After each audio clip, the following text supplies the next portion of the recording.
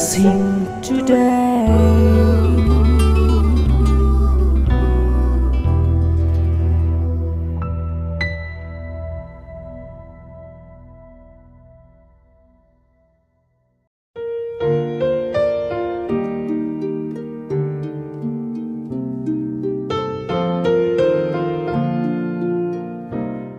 Welcome to blessing today. ഈ എപ്പിസോഡിലൂടെ ഒത്തിരി അനുഗ്രഹങ്ങൾ ഓരോരുത്തർക്കും നൽകട്ടെ എന്ന് പ്രാർത്ഥിക്കുന്നു. ഇന്നത്തെ എപ്പിസോഡ് സ്പോൺസർ ചെയ്തിട്ടുള്ള ഓരോ സ്പോൺസർക്കും വേണ്ടി ഈ സമയത്ത് നമുക്കെല്ലാവർക്കും ചേർന്ന് പ്രാർത്ഥിക്കാം. കർത്താവ്, ഞങ്ങൾ ചേർന്ന് ജോസഫിനും ലീലയ്ക്കും വേണ്ടി പ്രാർത്ഥിക്കുന്നു. കർത്താവെ, അവരുടെ മക്കൾ എബിക്കും എബിനെയും ഇരുവരെയും കർത്താവ് നല്ല ജോലി നൽകി അങ്ങ് അനുഗ്രഹിക്കണമേ എന്ന് പ്രാർത്ഥിക്കുന്നു. വിമൽ റോയെയും റൊസീന റോയെയും കർത്താവെ ഞങ്ങൾ ഈ സമയത്ത് അനുഗ്രഹിക്കുന്നു. പ്രധാനമായും കർത്താവ് വിദ്യാഭ്യാസത്തെ അങ്ങ് അനുഗ്രഹിക്കണമേ. നല്ല ആത്മീയ വളർച്ച ആ കുഞ്ഞുങ്ങൾക്ക് കർത്താവെ നീ നൽകണമേ എന്ന് പ്രാർത്ഥിക്കുന്നു. സാറാമ്മ വർഗീസിനായി ഈ സമയത്ത് ഞങ്ങളെല്ലാവരും ചേർന്ന് പ്രാർത്ഥിക്കുന്നു. ആരോഗ്യത്തിന് വേണ്ടി പ്രാർത്ഥിക്കുന്നു. സകലവിധ രോഗങ്ങളിൽ നിന്നുമുള്ള പൂർണ്ണമായ സൗഖ്യം കർത്താവെ അങ്ങ് നൽകേണ്ടതിനായി ഈ സമയത്ത് ഞങ്ങൾ ചേർന്ന് പ്രാർത്ഥിക്കുന്നു. ആർഷയ്ക്കും വിമൽ ദാസിനുമായി ഞങ്ങൾ പ്രാർത്ഥിക്കുന്നു. വിമലിന് കർത്താവെ തനിക്ക് പ്രമോഷൻ ലഭിക്കേണ്ടതിനു വേണ്ടി ഞങ്ങളെല്ലാവരും ചേർന്ന് പ്രാർത്ഥിക്കുന്നു. തനിക്ക് മടക്കി ലഭിക്കേണ്ട 8 ലക്ഷം രൂപ യേശു കർത്താവിൻ്റെ നാമത്തിൽ മടക്കി ലഭിക്കേണ്ടതിനായി അങ്ങയോട് പ്രാർത്ഥിക്കുന്നു. Thank you Lord. കർത്താവെ, മാധവൻ നായർക്കും കുടുംബത്തിനുമായി ഈ സമയത്ത് പ്രാർത്ഥിക്കുന്നു. തൻ്റെ ഭാര്യ രമണിയെയും മക്കൾ മനീഷിനെയും മനോജിനെയും കർത്താവെ ഞങ്ങൾ ഈ സമയത്ത് ദൈവകരങ്ങളിൽ ഏൽപ്പിച്ച് കർത്താവിൻ്റെ സകലവിധ നന്മകളും അനുഗ്രഹങ്ങളും വന്ന് നിറയേണ്ടതിനായി ഈ സമയത്ത് പ്രാർത്ഥിക്കുന്നു. കാലിക്കറ്റിൽ നിന്നുള്ള വെൽവിഷർക്കായി ഈ സമയത്ത് പ്രാർത്ഥിക്കുന്നു. തൻ്റെ മകൻ്റെ വിവാഹം എത്രയും വേഗം നടക്കേണ്ടതിനായി ഞങ്ങൾ ഈ സമയത്ത് പ്രാർത്ഥിച്ച് അനുഗ്രഹിക്കുന്നു. Thank you lord. യേശുവിൻ്റെ നാമത്തിൽ തന്നെ ആമേൻ. Thank you sponsors for sponsoring today's episode. ഇന്ന് ഈ എപ്പിസോഡ് സ്പോൺസർ ചെയ്ത എല്ലാവരെയും കർത്താവ് ധാരാളമായി അനുഗ്രഹിക്കട്ടെ. എന്നോട് ചേർന്ന് അവർക്ക് വേണ്ടി പ്രാർത്ഥിച്ചവരെയും കർത്താവ് ഒത്തിരി അനുഗ്രഹിക്കട്ടെ.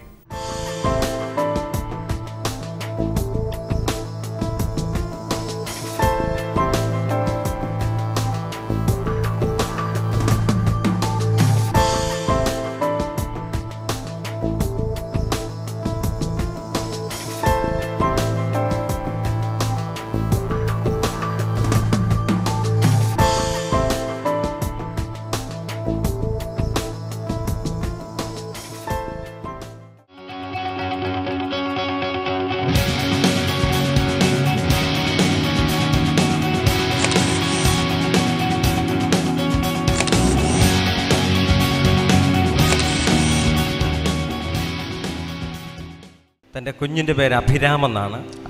അഭിരാം. ഈ കുഞ്ഞിന് ദൈവം ചെയ്ത വലിയൊരു അത്ഭുത സാക്ഷ്യമായിട്ടാണ് ഇവിടെ നിൽക്കുന്നത്. കുഞ്ഞിൻ്റെ സാക്ഷ്യം. അതെ, തീർച്ചയായിട്ടും. സിസ്റ്റർ പറഞ്ഞത് ജൂലൈ 14 വൈകിട്ട് കുഞ്ഞ് കളിച്ചുകൊണ്ടിരിക്കുകയായിരുന്നു.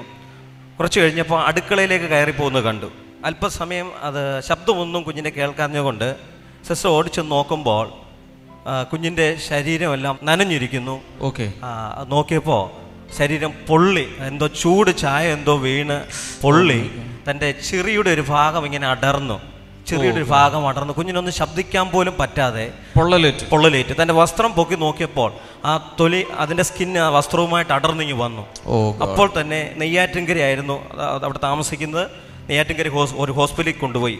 അവിടെ എടുക്കില്ല. അപ്പോൾ തന്നെ മെഡിക്കൽ കോളേജിലേക്ക് അയച്ചു. അവിടെ ചെന്നപ്പോൾ അപ്പോൾ തന്നെ കുഞ്ഞിനെ വെന്റിലേറ്ററിലാക്കി. ഡോക്ടേഴ്സ് നോക്കിക്കഴിഞ്ഞപ്പോൾ ഓപ്പറേഷൻ വേണ്ടി വരും. പക്ഷേ തൻ്റെ ചെക്ക് ചെയ്ത് കഴിഞ്ഞപ്പോൾ കൊടല് വരെ അത് അറ്റ് പോകുന്ന പോലെ ആയിരിക്കുക. അകത്ത് പൊള്ളലേറ്റ് കഴിഞ്ഞു. കൊടല് വരെ പൊള്ളിയിരുന്നു. അപ്പോൾ തന്നെ നമ്മുടെ എന്തും സംഭവിക്കാം, വെന്റിലേറ്ററൊക്കെ എന്തും സംഭവിക്കാമെന്ന് ഡോക്ടർ പറഞ്ഞു. അപ്പോൾ തന്നെ നമ്മുടെ പ്രെയർ കോൾ സെൻ്ററിലേക്ക് വിളിച്ചു. വിളിച്ചു പ്രാർത്ഥിച്ചപ്പോൾ അവിടുന്ന് പറഞ്ഞത് കുഞ്ഞിന് ഒന്നും സംഭവിക്കത്തില്ല, ഓപ്പറേഷൻ വേണമെന്ന് ഡോക്ടർ, പക്ഷേ കുഞ്ഞിന് ഓപ്പറേഷൻ ഇല്ലാതെ യേശു കർത്താവ് സൗഖ്യമാക്കും എന്ന് പറഞ്ഞു. അപ്പോൾ തന്നെ സിസ്റ്റർ ആ വിശ്വാസത്തോടെ ഏറ്റെടുത്തു. കുഞ്ഞിനെ ആദ്യം ഓപ്പറേഷൻ വേണ്ടി കയറ്റി. പക്ഷേ അവർക്കൊന്നും ചെയ്യാൻ കഴിയുന്നില്ല, കാരണം കുടൽ അത്രമാത്രം വെന്തിരുന്നു. അവനെ പുറത്തടക്കി. പിന്നെ ഒരു പ്രാവശ്യം കൂടെ അവർ ചെക്ക് ചെയ്യാൻ അവർ ഓപ്പറേഷൻ വേണ്ടി കയറ്റി. പക്ഷേ ഡോക്ടേഴ്സിന് ഓപ്പറേഷൻ ചെയ്യാൻ കഴിഞ്ഞില്ല. പക്ഷേ യേശു കർത്താവ് അപ്പോൾ തന്നെ പ്രാർത്ഥന കേട്ടു. കുഞ്ഞിന് ഓപ്പറേഷൻ ഇല്ലാതെ ഇന്ന് ആരോഗ്യത്തോടെ നമ്മുടെ മധ്യത്തെ സാക്ഷിയായിട്ട് നിൽക്കുന്നു. വളരെ സീരിയസ് ആയി പൊള്ളലേറ്റൊരു കുഞ്ഞാണ്. എന്നാൽ ഒരു സർജറി പോലും ഇല്ലാതെ കർത്താവ് ആ കുഞ്ഞിനെ സൗഖ്യമാക്കി. രണ്ട് കൈകളും ഈ അമ്മയുടെയും കുഞ്ഞിൻ്റെ നേരെ നീട്ടിപ്പിടിച്ച് അവരെ അനുഗ്രഹിച്ചാൽ, കർത്താവെ, ഇവർക്ക് വേണ്ടി ദൈവം ചെയ്ത ഈ അനുഗ്രഹത്തിനായി നന്ദി. ഇന്ന് അങ്ങയുടെ മഹത്വത്തിനായി അതിവിടെ പരസ്യമായി പ്രസ്താവിച്ചിരിക്കയാൽ കർത്താവ് ഈ കുടുംബത്തെ ഏറ്റവും അനുഗ്രഹിക്കണമേ. അതോടൊപ്പം ഞങ്ങൾ കൈകളെ ഉയർത്തി ഈ സമയത്ത് പ്രാർത്ഥിക്കുന്നു. അപകടങ്ങളിലോ പ്രയാസങ്ങളോ ആയിരിക്കുന്ന എല്ലാവർക്കും വേണ്ടി ഞങ്ങൾ ഈ സമയത്ത് പ്രാർത്ഥിക്കുന്നു. ഈ സാക്ഷ്യം കാണുന്നവരുടെ ഭവനങ്ങളിൽ, ഹോസ്പിറ്റലുകളിൽ, എവിടെയാണോ അവിടെ ദൈവികമായ അത്ഭുതങ്ങൾ നടക്കാൻ തുടങ്ങട്ടെ. യേശുവിൻ്റെ നാമത്തിലുള്ള അത്ഭുതങ്ങൾ ഇപ്പോൾ മുതൽ പ്രവഹിക്കാൻ തുടങ്ങട്ടെ. കർത്താവെ, നീ അങ്ങനെ ചെയ്തതിനാൽ ഞങ്ങൾ ഒരുമിച്ച് അങ്ങേക്ക് നന്ദി പറയുന്നു. യേശുവിൻ്റെ നാമത്തിൽ തന്നെ. ആമേൻ, ആമേൻ. God bless you. ബ്രദർ, ഈ ആൻറ്റിയുടെ പേര് മേരിക്കുട്ടി മത്തായി എന്നാണ്. തൊട്ടടുത്ത് തന്നെയാണ് ഈ ആൻറ്റിയുടെ വീട്. ഈ ആൻറ്റിക്ക് കഴിഞ്ഞ ഒക്ടോബർ മാസത്തിൽ ഒരു ഓപ്പറേഷൻ ഉണ്ടായിരുന്നു. കാരണം തൻ്റെ ഹൃദയത്തിൽ 3 ബ്ലോക്കുകൾ, സാരമായ ബ്ലോക്കുകൾ ഉണ്ടായത് മൂലം ഒരു ബൈപ്പാസ് സർജറിക്ക് താൻ വിധേയയായി. അതിനുവേണ്ടി തൻ്റെ നെഞ്ചുഭാഗത്തും അതുപോലെ കാൽമുട്ടിൻ്റെ താഴെയുള്ള ഭാഗത്തു നിന്ന് ഒരടിയോളം നീളത്തിൽ ഞരമ്പെടുത്താണ് ഓപ്പറേഷൻ സഹായത്തിന് വേണ്ടി ചെയ്തത്. എന്നാൽ ഈ ഓപ്പറേഷന് ശേഷം ഓപ്പറേഷൻ ചെയ്ത നെഞ്ചിന്റെ ഭാഗത്തും ഈ കാൽമുട്ടിന് താഴെയുള്ള ഭാഗത്തും മുറിവ് ഉണങ്ങുന്നില്ലായിരുന്നു. കാരണം ഇവർ ഓപ്പറേഷന്റെ ആ സമയത്ത് ഇവരുടെ ഷുഗർ ലെവൽ 250 ആയിരുന്നു. 250 വളരെ കൂടുതലാണ് മുറിവ് ഉണങ്ങുവാൻ. പക്ഷെ അതിന് മുൻപ്, ഓപ്പറേഷന് മുൻപ് ഷുഗർ ലെവൽ അത്രയും പ്രശ്നമില്ലായിരുന്നു. ഓപ്പറേഷൻ കഴിഞ്ഞുള്ള ദിവസങ്ങൾ ഭയങ്കരമായിട്ട് ഷുഗർ ലെവൽ ഷൂട്ടപ്പ് ചെയ്തു. 250 എത്തി നിൽക്കി. ഇവർ നാളെ മറ്റന്നാൾ മാറും, ഉണങ്ങി തുടങ്ങും എന്നുള്ള പ്രതീക്ഷ ആ ഒരു സമയം കഴിഞ്ഞിട്ടും ഉണങ്ങാതായപ്പോൾ അവിടെ ചെന്നു. അപ്പോഴാണ് അറിഞ്ഞത് ഷുഗർ ലെവൽ കൂടി നിന്നാൽ ഇത് ഉണങ്ങുകയില്ല. എല്ലാ ദിവസവും ഇവർ ഡ്രസ്സ് ചെയ്യുമായിരുന്നു. പക്ഷേ 2 മാസങ്ങൾ ഈ സഹോദരി വേദന അനുഭവിച്ചു. ഇത് ഉണങ്ങാത്തത് മൂലമുള്ള ആഴത്തിലുള്ള മുറിവായതുകൊണ്ട് കാലിലും വേദന ഉണ്ട്, നെഞ്ചിന്റെ ഭാഗത്തും വേദന ഉണ്ടായിരുന്നു. എന്നാൽ തൻ്റെ മകൻ എല്ലാ ദിവസവും തനിക്ക് ഡ്രസ്സ് ചെയ്ത് കൊടുത്തുകൊണ്ടിരുന്നു. ഈ ആൻറ്റി ഇതുപോലെ TV പ്രോഗ്രാം കണ്ടുകൊണ്ടിരിക്കുകയായിരുന്നു. കഴിഞ്ഞ ഡിസംബർ മാസം 2-ാം തീയതിയാണോ 3-ാം തീയതിയാണോ നമ്മ ഓർക്കുന്നില്ല. ബ്രദർ ഇപ്രകാരമാണ് രോഗികൾക്ക് വേണ്ടി പ്രാർത്ഥിച്ചപ്പോൾ പറഞ്ഞത്: ശരീരത്തിൽ സ്റ്റിച്ച് ഇട്ടിട്ട് അത് ഉണങ്ങാത്തത് മൂലം ഭാരപ്പെടുന്ന ഒരു വ്യക്തിയെ കർത്താവ് സൗഖ്യമാക്കുന്നു. ചില സർജറിക്ക് ശേഷം മുറിവ് ഇതുവരെ ഉണങ്ങാത്ത, സ്റ്റിച്ച് എടുത്തു, ഇതെല്ലാം ചെയ്തു, പക്ഷേ ഇപ്പോഴും അവിടെ ഡ്രസ്സ് ചെയ്തുകൊണ്ടിരിക്കുക. അങ്ങനെ ഒരു വ്യക്തി കർത്താവ് ഈ സമയത്ത് സൗഖ്യമാക്കുന്നു. കഴിഞ്ഞ ഡിസംബറിൽ. യെസ്, വളരെ റെയർ ആയിട്ടുള്ളൊരു കാര്യമായിരുന്നത്. അതുപോലെ തന്നെ ഈ ആൻറ്റി അതുപോലെ ബുദ്ധിമുട്ടി നിൽക്കുകയായിരുന്നു. സംഭവിച്ചതാണ്. താൻ പറയുന്നു, ആ ദിവസം മുതൽ വളരെ വ്യക്തമായി തനിക്ക് മനസ്സിലാക്കാൻ സാധിച്ചു. ആ ദിവസം മുതൽ ആ മുറിവ് ഉണങ്ങുവാൻ തുടങ്ങി. ചില ദിവസങ്ങൾക്കകം തന്നെ പൂർണ്ണമായി ആ മുറിവ് രണ്ടും ഉണങ്ങിപ്പോയി. കൈകൾ അടിച്ച യേശുവിന് നന്ദി പറയാം. അനേക സമയം ഉണങ്ങാതിരുന്നത് അന്ന് പരിശുദ്ധാത്മാവിൽ വിളിച്ചു പറഞ്ഞ സമയം മുതൽ ഉണങ്ങാൻ തുടങ്ങി. കർത്താവെ, അങ്ങ് കൊടുത്ത ഈ ദൈവിക രോഗസൗഖ്യത്തിനായി നന്ദി പറയുന്നു. ഞങ്ങൾ വിഷമങ്ങളിലൂടെ പോകുമ്പോൾ ഞങ്ങളെ വിഷമതകളെ അങ്ങ് അറിയുന്നു. കർത്താവ്, ലാസർ മരിച്ചപ്പോൾ തൻ്റെ സഹോദരിമാരോട് കൂടെ ചേർന്ന് കർത്താവ് നീ കണ്ണുനീർ വാർത്തവനാണ്. അങ്ങനെയെങ്കിൽ ഈ സമയത്ത് പ്രയാസങ്ങളിലൂടെ പോകുന്നവരെ അവരോട് കൂടെ നിന്ന് അങ്ങ് കണ്ണുനീർ വാർക്കുന്ന ദൈവമാണല്ലോ. എല്ലാവരും കൈകളെ ഉയർത്തിപ്പിടിച്ച് ഈ സമയത്തൊന്ന് പ്രാർത്ഥിക്കാൻ തുടങ്ങാമോ? അങ്ങനെയുള്ള വ്യക്തികൾക്കായി ഞങ്ങൾ ഈ സമയത്ത് പ്രാർത്ഥിക്കുന്നു. രോഗങ്ങൾ എത്ര ചികിത്സിച്ചിട്ടും മാറാത്തത് കർത്താവ് യേശുവിൻ്റെ നാമത്തിൽ മാറട്ടെ. ഹെർണിയ എന്ന രോഗം യേശുവിൻ്റെ നാമത്തിൽ ഇപ്പോൾ സൗഖ്യമാകട്ടെ. എല്ലാ ക്യാൻസർ രോഗവും യേശുവിൻ്റെ നാമത്തിൽ സൗഖ്യമാകട്ടെ. എന്നോട് ചേർന്ന് കൈകൾ ഉയർത്തിപ്പിടിച്ചിരിക്കുന്നവർ വായ് തുറന്ന് ശബ്ദത്തിൽ പ്രാർത്ഥിക്കാൻ തുടങ്ങുക. ലോകം എമ്പാടും ഈ സാക്ഷ്യം കാണുന്നവർ വിടുതൽ പ്രാപിക്കട്ടെ. ഒരൊറ്റ സാക്ഷ്യത്തിലൂടെ ആയിരക്കണക്കിന് പേർ വിശ്വാസത്തിൽ വർദ്ധിച്ച് ദൈവിക വിടുതലുകൾ സ്വീകരിക്കുന്ന ഒരു ദിവസമായി മാറട്ടെ. കർത്താവ് യേശുവിൻ്റെ നാമത്തിലുള്ള ദൈവിക വിടുതലുകൾ കുടുംബങ്ങളിലും വ്യക്തികളിലും വന്ന് ചേരട്ടെ. ഹല്ലേലൂയ. ഈ മാതാവിനെ അനുഗ്രഹിക്കുന്നു. താൻ ദൈവത്തെ ഉയർത്തിയിരിക്കുക. കർത്താവേ, അങ്ങ് ഈ നിന്റെ മകളെയും അനുഗ്രഹിച്ചുയർത്തണമേ, യേശുവിൻ്റെ നാമത്തിൽ തന്നെ. ആമേൻ, ആമേൻ. God bless U.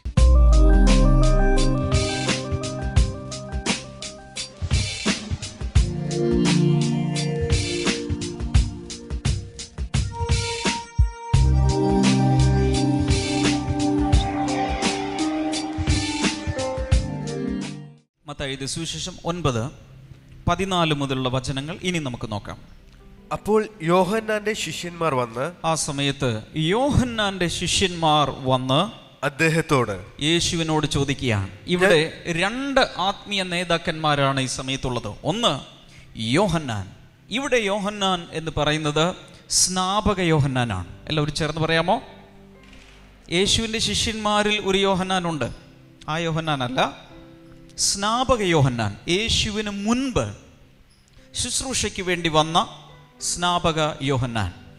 തൻ്റെ ശിഷ്യന്മാർ, തനിക്കും ശിഷ്യന്മാരുണ്ട്, യേശുവിനും ശിഷ്യന്മാരുണ്ട്. 2 ആത്മീയ നേതാക്കന്മാർ ഏകദേശം ഒരേ കാലഘട്ടത്തിൽ ശുശ്രൂഷിക്കുകയാണ്.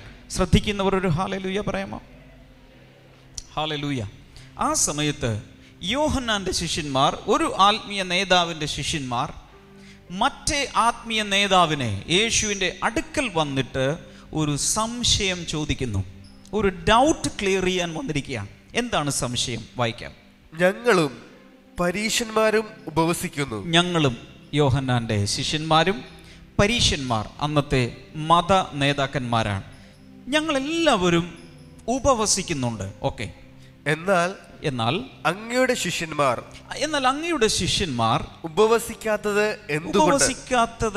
എന്തുകൊണ്ട്? നിങ്ങൾക്കൊരു കാര്യം അറിയാം. യേശു യോർദാൻ നദിയിൽ സ്നാനമേറ്റ ശേഷം കരയിൽ കയറി പ്രാർത്ഥിച്ചു. അതിനുശേഷം അവിടെ യേശുവിൻ്റെ മേൽ പരിശുദ്ധാത്മാവ് പ്രാവ് പോലെ ഇറങ്ങി വന്നു. അതിനുശേഷം യേശുവിനെ പരിശുദ്ധാത്മാവ് മരുഭൂമിയിലേക്ക് നടത്തി. അവിടെ 40 പകലും രാവും യേശു കർത്താവ് ഉപവസിച്ച് ദൈവത്തോട് കൂടെ ആയിരുന്നു. ഹല്ലേലൂയ. അങ്ങനെ ഉപവസിച്ച ശേഷം യേശു പിന്നെ ഉപവസിച്ചിട്ടില്ല. 40 നാളുകൾ ഉപവസിച്ച ശേഷം നമ്മളൊക്കെ ചെയ്യുന്നത് പോലെ 3 ദിവസങ്ങളോ 7 ദിവസങ്ങളോ 21 ദിവസങ്ങളോ അങ്ങനെയുള്ള ഉപവാസങ്ങളൊന്നും യേശു നടത്തിയില്ല. ചുരുക്കി പറഞ്ഞാൽ, യേശുവിൻ്റെ ശിഷ്യന്മാർ ഒരിക്കലും ഒരു ഉപവാസ പ്രാർത്ഥന നടത്തുന്നത് യോഹന്നാൻ്റെ ശിഷ്യന്മാർ കണ്ടില്ല. അതുകൊണ്ട് അവർക്കൊരു സങ്കടം. ഞങ്ങൾ യോഹന്നാൻ്റെ ശിഷ്യന്മാരായതുകൊണ്ട് ഇടയ്ക്കിടയ്ക്ക് ഇങ്ങനെ ഉപവസിച്ചുകൊണ്ടിരിക്കണം, പട്ടിണി കിടക്കണം. എന്നാൽ യേശുവിൻ്റെ ശിഷ്യരായി തീർന്നാൽ എന്ത് ചെയ്യണ്ട? ഭക്ഷണം കഴിക്കാം. അവിടെ ഉപവാസ പ്രാർത്ഥനയില്ല. ഈ സംശയം ചോദിക്കാനാണ് യോഹന്നാൻ്റെ ശിഷ്യന്മാർ യേശുവിൻ്റെ അടുക്കൽ വന്നത്. എന്താണ് സംശയം? ഞങ്ങളും, അഥവാ സ്നാപക യോഹന്നാൻ്റെ ശിഷ്യന്മാരും പരീശന്മാരൊക്കെ ഉപവസിക്കുന്നുണ്ട്. എന്നാൽ യേശുവേ, അങ്ങയുടെ ശിഷ്യന്മാർ ഉപവസിക്കാത്തത് എന്തുകൊണ്ട്? ഇതാണ് ചോദ്യം. ഉത്തരത്തിലേക്ക് പോകാം. 15-ാമത്തെ വചനം. അതിന് യേശു ഇങ്ങനെ മറുപടി പറഞ്ഞു. യേശു അതിന് ഇപ്രകാരം മറുപടി പറഞ്ഞു. മണവാളൻ കൂടെയുള്ളപ്പോൾ അദ്ദേഹത്തിന്റെ തോഴന്മാർക്ക് എങ്ങനെ ദുഃഖിതരാകുവാൻ കഴിയും? ഓക്കെ. മണവാളനെ അവരിൽ നിന്ന് അകറ്റുന്ന കാലം വരും, അപ്പോൾ അവർ ഉപവസിക്കും. യേശു പറഞ്ഞ മറുപടി വളരെ അർത്ഥമുള്ളതാണ്. എന്താ യേശു പറഞ്ഞത്? മണവാളൻ കൂടെയുള്ള സമയത്ത് അവൻ്റെ തോഴ്മക്കാർക്ക് എങ്ങനെ ഉപവസിക്കാൻ കഴിയും? നിങ്ങൾക്കറിയാം, മണവാളൻ ഉള്ള സമയത്തൊരു വലിയ സന്തോഷമുണ്ട്. മണവാളനോ മണവാട്ടിയൊക്കെ ഉള്ളൊരു വീട്ടിൽ ഭയങ്കരമായ സന്തോഷമാണ്. പാട്ട് വയ്ക്കും, ഡാൻസ് ഉണ്ടായിരിക്കും. ആ സമയത്ത് ആരെങ്കിലും ഇരുന്ന് ഉപവസിച്ച് പ്രാർത്ഥിക്കുമോ? നോ. കാരണം എന്താ? ആ വിവാഹത്തിൻ്റെ അല്ലെങ്കിൽ മണവാളൻ കൂടെയുള്ള സമയത്ത് അവൻ്റെ ഫ്രണ്ട്സ് ഒരിക്കലും ഉപവസിക്കാൻ പോകുന്നില്ല. ഒത്തിരി ഭക്ഷണം കഴിക്കും, കുടിക്കും, അങ്ങനെ ഭയങ്കര ആഘോഷമാണ്. എന്താ യേശു പറഞ്ഞു വരുന്നത്? ഞാൻ അവരോട് കൂടെ നടക്കുന്ന സമയങ്ങളാണ്. ശരീരത്തിൽ ഈ ശിഷ്യന്മാരോട് കൂടെ ഞാൻ നടക്കുകയാണ്. ഈ സമയത്ത് അവർ മാക്സിമം എന്നോടൊപ്പം സമയം ചെലവഴിച്ച് ഞാൻ എവിടെയെല്ലാം പോകുന്നു, ഏതെല്ലാം വിരുന്ന് സൽക്കാരങ്ങളിൽ പോകുന്നു, അവിടെയെല്ലാം എന്നോടൊപ്പം അവർ ഭക്ഷണം കഴിച്ചുകൊണ്ടിരിക്കും. എന്നാൽ ഒരു ദിവസം ഞാൻ മടങ്ങിപ്പോകും. ആ കാലഘട്ടത്തിൽ അവർ ഉപവസിക്കും. ഇതാണ് യേശു പറഞ്ഞതിൻ്റെ അർത്ഥം. എന്ന് വെച്ചാൽ യേശു സ്വർഗത്തിലേക്ക് കരേറിപ്പോയ ശേഷം അവർ ഉപവസിക്കും. അപ്പോസ്തല പ്രവൃത്തികൾ നമുക്കിത് കാണാൻ കഴിയുന്നുണ്ട്. യേശു സ്വർഗാരോഹണം ചെയ്ത ശേഷം ആദിമസഭയിൽ തൻ്റെ ശിഷ്യന്മാർ പലപ്പോഴും കൂട്ടങ്ങളായി ഇരുന്നു കൊണ്ട് ഉപവസിച്ചും പ്രാർത്ഥിച്ചും ദൈവസന്നിധിയിൽ ഇരിക്കുന്നത് നമുക്ക് കാണാം. 16-ാമത്തെ വചനം വായിക്കാം. ആരും പുതിയ തുണി കഷ്ണം, ഒരു പുതിയ കഷണം തുണി പഴയ വസ്ത്രത്തോട് തുന്നിച്ചേർക്കാറില്ല. വായിക്കാം. അങ്ങനെ ചെയ്താൽ ആ തുണ്ട് കീറിപ്പോവുകയും, അത് പുതിയ തുണി ആയതുകൊണ്ട് പഴയതും പുതിയതും തമ്മിൽ ചേരാതെ വരുന്നത് കൊണ്ട് ബ്രാൻഡ് ന്യൂ ആയിട്ടുള്ള ആ പീസ് പഴയ തുണിയോട് ചേരാത്തത് കൊണ്ട് അത് പറഞ്ഞ് കീറി നേരത്തെ ഉണ്ടായിരുന്നതിനേക്കാൾ വലിയൊരു ഹോള് അവിടെ ഉണ്ടാകാൻ ചാൻസ് ഉണ്ട്. അതുകൊണ്ട് പഴയതും പുതിയതും തമ്മിൽ മിക്സ് ചെയ്യരുത്. ഇതാണ് യേശു പറഞ്ഞ തത്വം. എത്ര പേർ ഞാൻ ഈ അവസാനം പറഞ്ഞത് ശ്രദ്ധിച്ചു? എല്ലാവരും പറഞ്ഞ പഴയതും ഉറക്കെ പുതിയതും തമ്മിൽ കൂട്ടിച്ചേർക്കരുത്. ഒന്നുകൂടി പറഞ്ഞേ. പഴയതും പുതിയതും തമ്മിൽ മിക്സ് ചെയ്യരുത്. ഹല്ലേലൂയ. അടുത്ത വചനം വായിക്കാം. 17. മനുഷ്യർ പുതിയ വീഞ്ഞ് പഴയ തോൽക്കുടങ്ങളിൽ ഒഴിച്ചു വെക്കാറില്ല. അടുത്തൊരു തത്വം, പുതിയ വീഞ്ഞ് പഴയ തോൽക്കുടത്തിൽ കൊണ്ടുപോയി ആരും ഒഴിച്ചു വെക്കാറില്ല. ഒഴിച്ചു വെച്ചാൽ എന്ത് സംഭവിക്കും?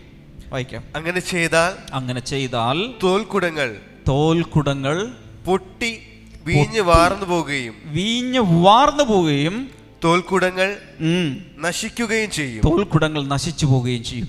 എത്ര പേർ ശ്രദ്ധിക്കുന്നുണ്ട്? രണ്ടാമത് പറഞ്ഞ ഉദാഹരണം ഇതാണ്. ആരെങ്കിലും പുതിയ വീര്യമുള്ള നല്ല വീഞ്ഞെടുത്ത് പഴയ ഒരു തോൽക്കുടങ്ങൾ, അന്നത്തെ കാലത്ത് തോല് കൊണ്ടുണ്ടാക്കിയ മൃഗങ്ങളുടെ തോല് ജാറ് രൂപത്തിൽ ഉണക്കി റെഡിയാക്കി എടുത്ത കുടങ്ങളിലാണ്, ജാറുകളിലാണ് വീഞ്ഞ് സംഭരിച്ചു വെക്കുന്നത്. അതല്ലാതെ ഇന്നത്തെ കാലത്തുള്ള കുപ്പികൾ പോലെയുള്ളതിലല്ല. അങ്ങനെ ഉള്ള പഴയ വർഷങ്ങൾ ചെന്ന ഒരു തോൽക്കുടത്തിലേക്ക് വീര്യമുള്ള വീഞ്ഞ് ഒഴിച്ചു കഴിഞ്ഞാൽ ആ തോൽക്കുടത്തിൽ ദ്വാരം വീഴുകയും വീഞ്ഞ് മുഴുവൻ ഒഴുകിപ്പോവുകയും തോൽക്കുടം നഷ്ടപ്പെട്ടു പോവുകയും ചെയ്യും. രണ്ടും നശിച്ചു പോകും. അതുകൊണ്ട് പഴയ വീഞ്ഞ്, പുതിയ വീഞ്ഞും പഴയ തുരുത്തിയും തമ്മിൽ ചേരുകയില്ല. ചേർത്ത് പറയാമോ? പുതിയ വീഞ്ഞും പഴയ തുരുത്തിയും തമ്മിൽ ചേരുകയില്ല. എന്താണ് ഇവിടുത്തെ തത്വം? പഴയതും പുതിയതും ഒരുമിച്ച് പോകുകയില്ല. ഹല്ലേലൂയ.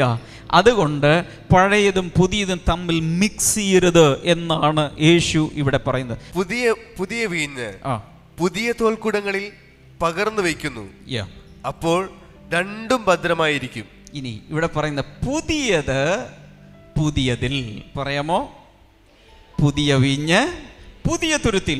ഇനി അങ്ങോട്ട് ശ്രദ്ധിക്കുക. യേശു വന്ന് ശുശ്രൂഷിക്കാൻ തുടങ്ങിയപ്പോൾ ശ്രദ്ധിക്കുക, പഴയതിനെ യേശു കർത്താവ് തള്ളി അങ്ങ് മാറ്റി നിർത്തി. എന്നിട്ട് പുതിയതുമായി യേശു ഈ ഭൂമിയിലേക്ക് വന്നു. വിശ്വസിച്ചാലും ഇല്ലെങ്കിലും ബാൽക്കണിയിലുള്ളവർ ശ്രദ്ധിക്കുക, ഏറ്റവും പുറത്തിരിക്കുന്നവർ ശ്രദ്ധിക്കുക, അകത്ത് ഈ വശത്തുമുള്ളവർ ശ്രദ്ധിക്കുക. യേശു ഇന്നിവിടെ ഉണ്ടെങ്കിൽ, എത്ര പേർ വിശ്വസിക്കുന്നു ഉണ്ടെങ്കിൽ ഒരു പുതുക്കം ഉണ്ട്. അപ്പുറത്തിരിക്കുന്നവരെ കുറിച്ചല്ല പറഞ്ഞത്, നിങ്ങളെ കുറിച്ചാണ് പറഞ്ഞത്. നിങ്ങളുടെ ജീവിതത്തിൽ ഒരു പുതുക്കം നടക്കാൻ പോകുകയാണ്.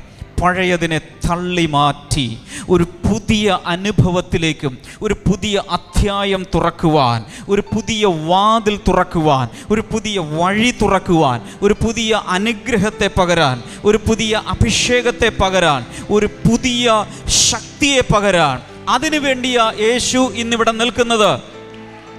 പോരാ, ഇങ്ങനെ കൈയടിച്ചാൽ പോരാ. യേശു ഇവിടെ ഉണ്ടെങ്കിൽ, പുതിയത് വേണമെങ്കിൽ ശക്തിയോടെ കൈ തട്ടി യേശുവോട് പറ, father, I want a renewal experience today. I want something new in me. ഒരു കാര്യം അറിയാമോ, ചിലരൊക്കെ വിചാരിച്ചിരിക്കും ദൈവത്തിന് വയസ്സായി, ദൈവത്തിന് ഒത്തിരി പ്രായമായി.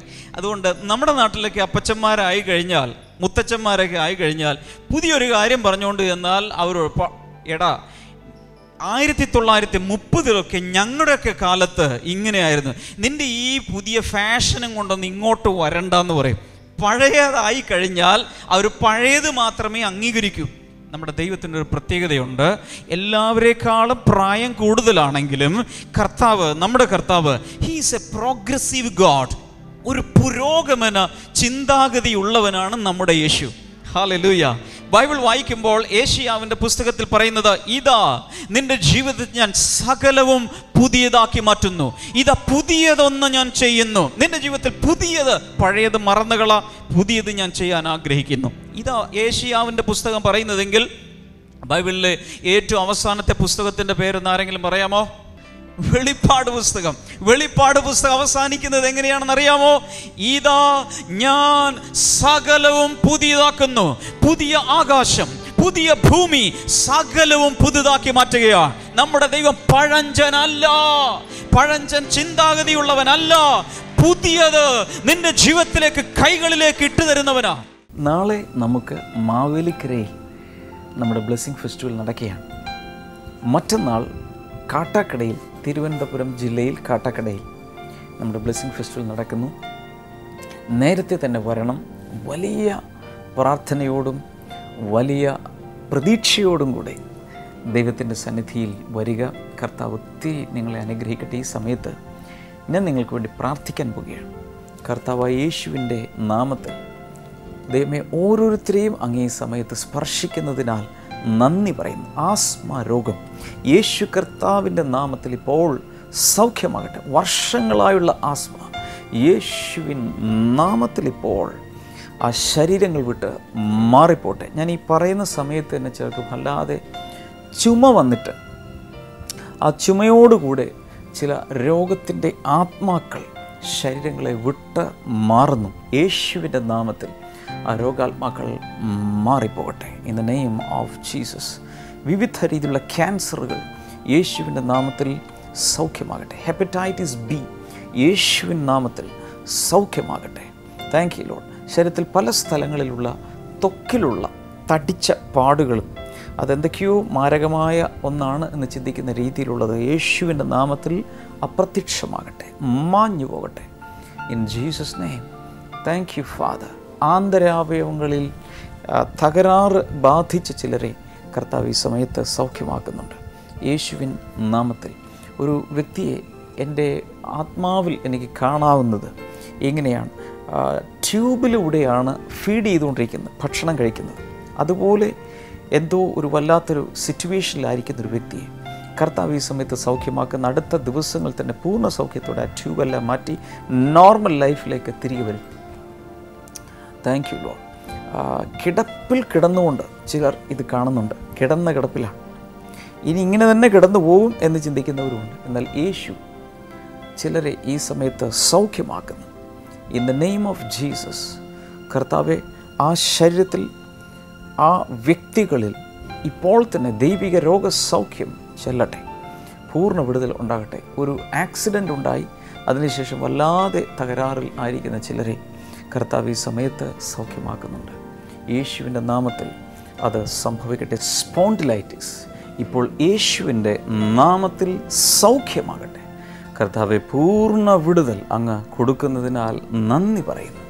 യേശുവിൻ്റെ നാമത്തിൽ ആമേൻ.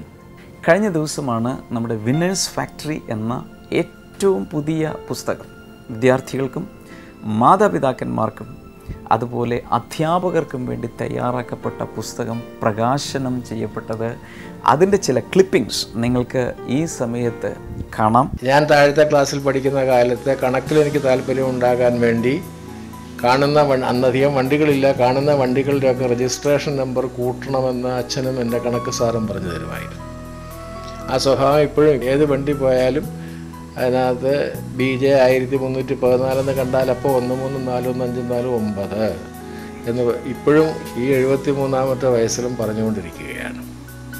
അപ്പോൾ അതുകൊണ്ട് ഇങ്ങനെയുള്ള കാര്യങ്ങൾ അധ്യാപകർ പറഞ്ഞു കൊടുക്കണം എന്ന് സൂചിപ്പിക്കുന്നതാണ് ഈ പുസ്തകത്തെ കുറിച്ച് ഞാൻ ഏറ്റവും സന്തോഷകരമായി കാണുന്നൊരു കാര്യം.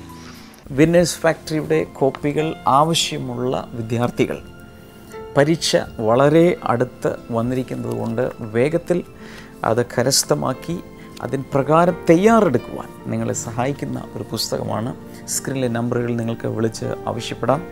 കർത്താവ് ധാരാളമായി നിങ്ങളെ അനുഗ്രഹിക്കട്ടെ. ബ്ലെസ്സിങ് ടുഡേയെക്കുറിച്ച് ഇതുവരെ അറിയാത്തവരോട് ഇന്ന് തന്നെ ഒരാളോടെങ്കിലും ഇതിനെക്കുറിച്ച് പറയണം. ഈ ടൈമിംഗ് പറഞ്ഞു കൊടുക്കണം, അവരോട് കാണാൻ പറയുക. കർത്താവ് ധാരാളമായി അനുഗ്രഹിക്കട്ടെ. നാളത്തെ എപ്പിസോഡിലൂടെ നമുക്ക് വീണ്ടും കാണാം. God bless you. Bye-bye.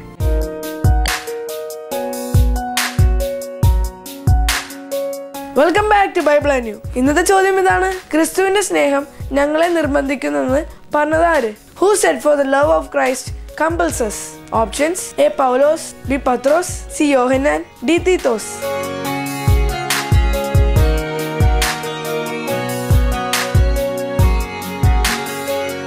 നിങ്ങളുടെ ഉത്തരങ്ങൾ 9645221221 എന്ന നമ്പറിലേക്ക് SMS ചെയ്യുക. ചെയ്യേണ്ട format BT space ABC or D space നിങ്ങളുടെ പേരും പൂർണ്ണ മേൽവിലാസവും. ഈ ചോദ്യത്തിന് ഉത്തരം നൽകുന്നവർക്ക് OM Books നൽകുന്ന നല്ല സമ്മാനങ്ങൾ ഞങ്ങൾ അയച്ചു തരുന്നതാണ്.